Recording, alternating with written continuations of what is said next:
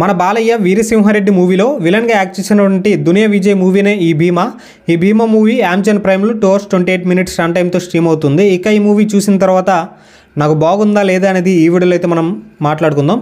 And ఈ మూవీలో మన దునియా విజయ్ అయితే ఆయనే డైరెక్టర్ అండ్ ఆయనే యాక్టర్, ఆయనే ప్రొడ్యూసర్ అండ్ ఈ మూవీలో ఆయనే అంటే సినిమాటోగ్రఫర్. మరి టైటిల్ కార్డ్స్లో వేసుకున్నారు, ఆయన కాదు మనకైతే తెలియదు.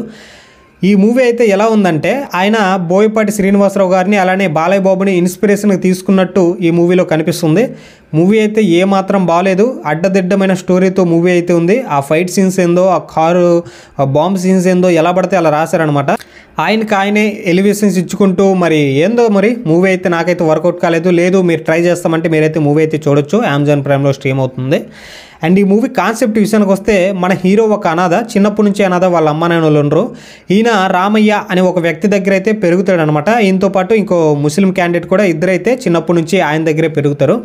వీళ్ళు పెద్దయ్యాక బెంగళూరులో బ్లాక్ డ్రాగన్ ఒక రౌడీ గ్యాంగ్ అయితే డ్రగ్స్ మాఫియా చేస్తూ ఉంటారు బెంగళూరులో. ఆ డ్రగ్స్ వల్ల అక్కడున్న యువత అందరూ పాడైపోతుంటారు, అక్కడున్న యూత్ అందరూ.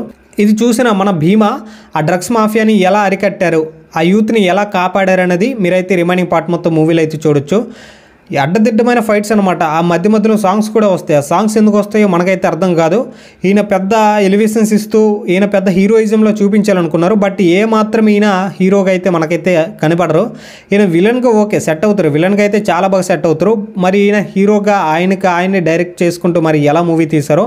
ఈ మూవీ అయితే కన్నడ వాళ్ళే మూవీ అయితే ఫ్లాప్ అని చెప్పారు. కన్నడలో అయితే ఈ మూవీ ఫ్లాప్ అయింది, ఇప్పుడు తెలుగులోకి స్ట్రీమింగ్లోకి వచ్చింది. అండ్ ఇదైతే మూవీ సంగతి. మూవీ అయితే నాకు నచ్చలేదు, లేదు మీరు చూసామంటే మూవీ అయితే చూసుకోవచ్చు.